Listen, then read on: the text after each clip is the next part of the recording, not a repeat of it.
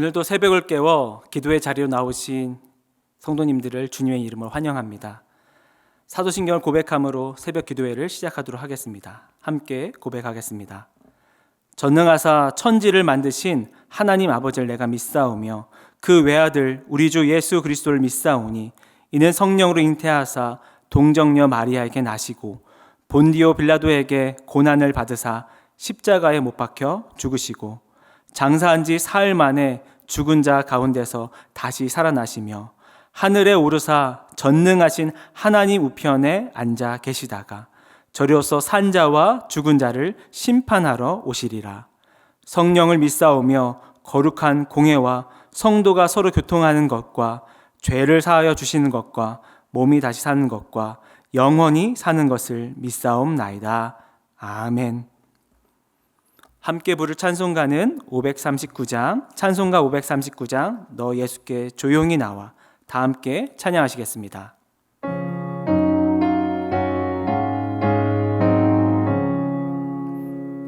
너 예수께 조용히 나가 내 모든 짐 내려놓고 주 십자가 사랑을 믿어 죄 사함을 너 받으라. 주 예수께 조용히 나가 내 마음을 쏟아놓으라. 흐름 미리 보시는 주님 그 은혜를 베푸시리. 주 예수의 은혜를 입어 내 슬픔이 없어지리. 내 이웃을 늘 사랑하여 너 받은 것 거저주라. 주 예수께 조용히 나가 내 마음을 쏟아놓으라. 늘은 미리 보시는 주님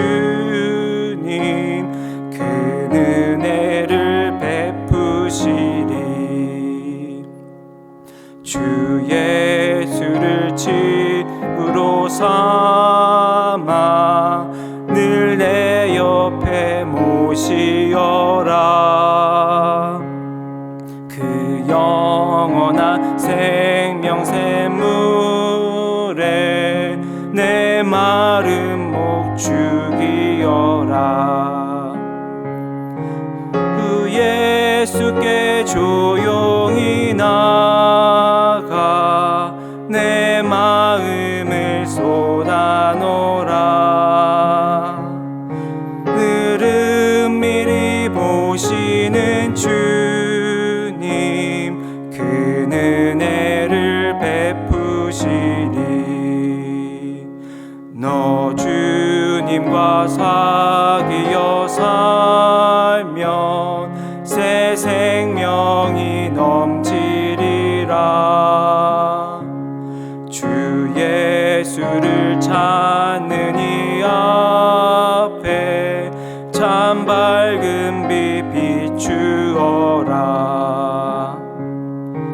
주 예수께 조용히 나가 내 마음을 쏟아놓으라. 늘은 미리 보시는 주님 그 은혜를 베푸시리. 오늘 함께 나눌 말씀은 에스더 4장 10절에서 17절까지입니다. 에스더 4장 10절에서 17절까지입니다. 함께 읽도록 하겠습니다.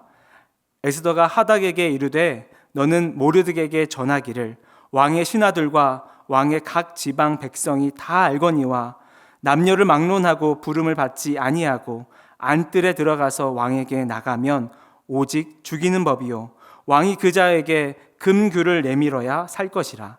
이제 내가 부름을 입어 왕에게 나아가지 못한 지가 이미 30일이라 하라 하니라. 그가 에스더의 말을 모르드게에게 전하매 모르드게가 그를 시켜 에스더에게 화답하되 너는 왕궁에 있으나 모든 유다인 중에 홀로 목숨을 건지리라 생각하지 말라.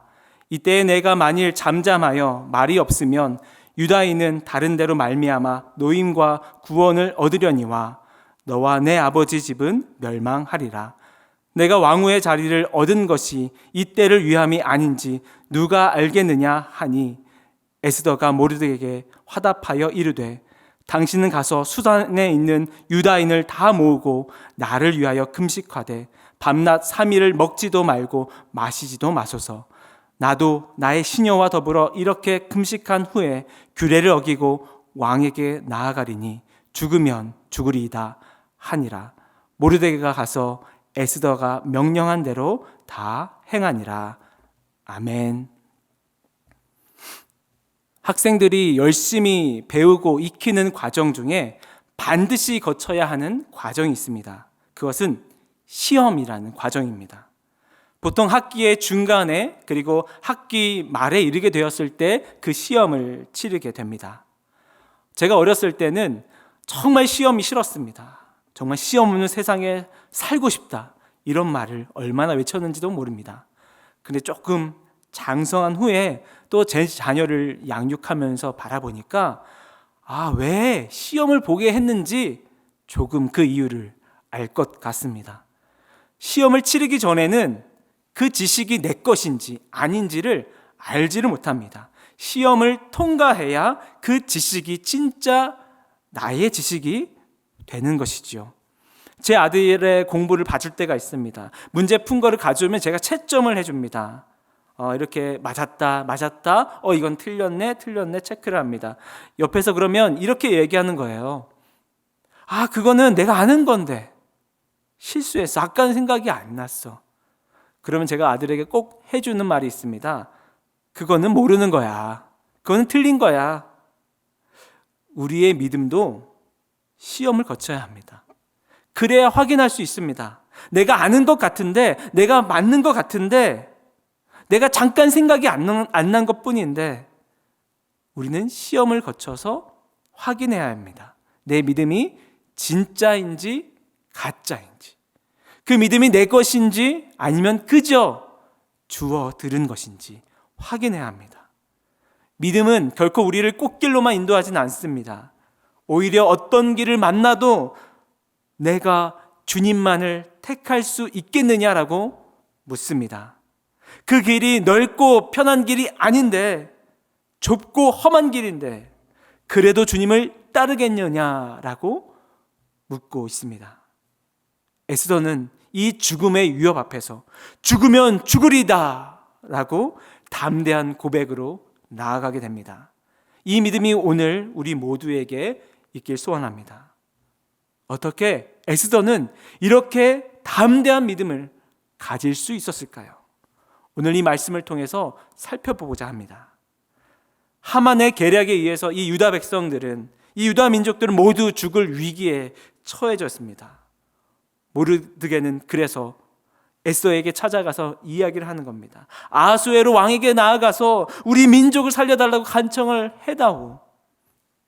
그러나 왕의 허락 없이 그 앞에 나아갔을 때는 자칫 죽을 수도 있었습니다. 게다가 에스더는 지난 한 달 동안 왕의 부름을 받지 못했습니다. 그래서 왕이 여전히 그녀를 사랑하는지를 장담할 수 없는 상황이었습니다. 11절 말씀입니다. 왕의 신하들과 왕의 각 지방 백성이 다 알거니와 남녀를 막론하고 부름을 받지 아니하고 안뜰에 들어가서 왕에게 나가면 오직 죽이는 법이요 왕이 그자에게 금규를 내밀어야 살 것이라. 이제 내가 부름을 입어 왕에게 나가지 못한 지가 이미 30일이라 하라 하니라. 에스더의 판단은 이성적입니다. 합리적입니다. 상식적으로 보입니다. 그래서 에스더의 거절은 이치에 맞는 행동입니다. 그런데 믿음의 사람들은 이치에 맞는 것만 따르지 않습니다. 그보다 더 중요한 것이 있습니다. 그것은 하나님의 뜻에 맞게 행동하는 것입니다. 하나님의 뜻을 따르는 담대한 믿음으로 나아가기 위해서는 우리는 알아야 할 것이 있습니다.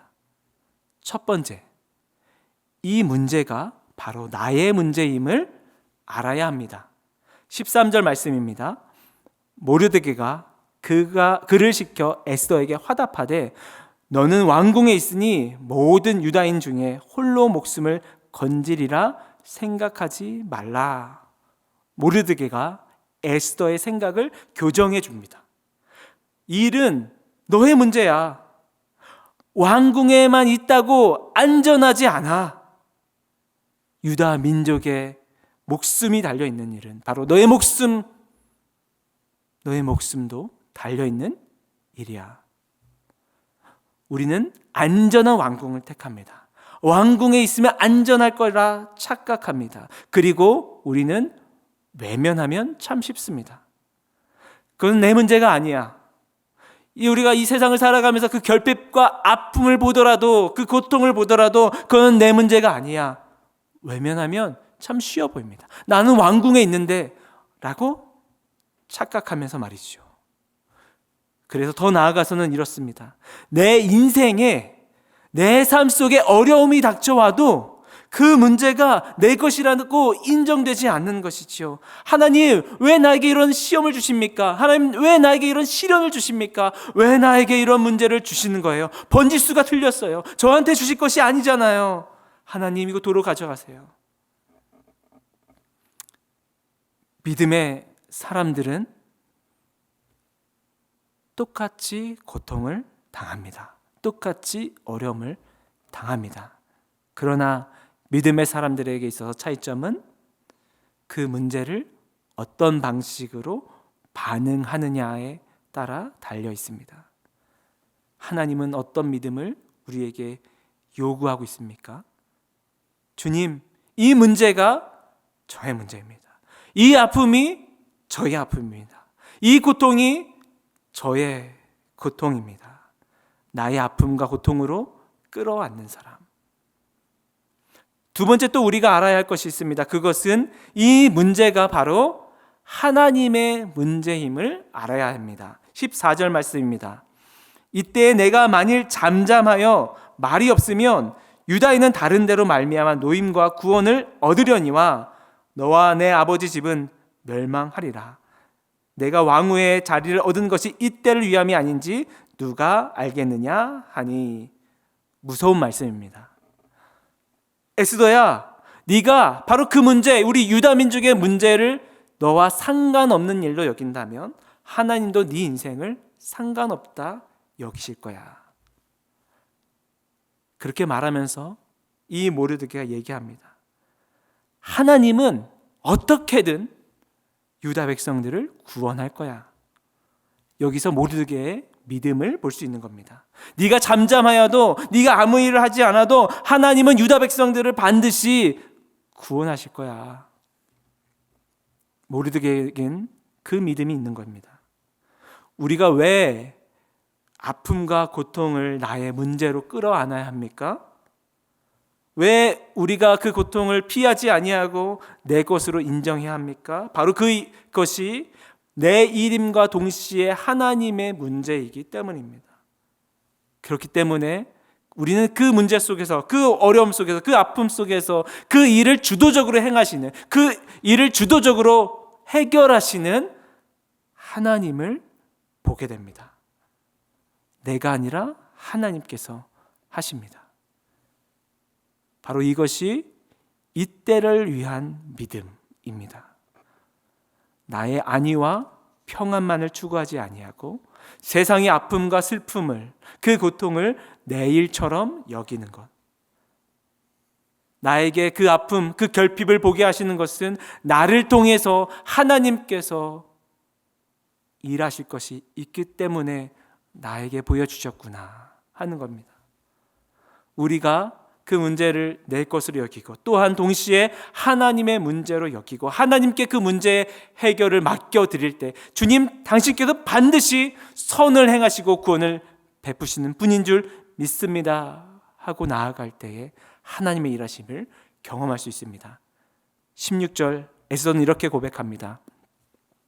당신은 가서 수산에 있는 유다인을 다 모으고 나를 위하여 금식하되 밤낮 3일을 먹지도 말고 마시지도 마소서.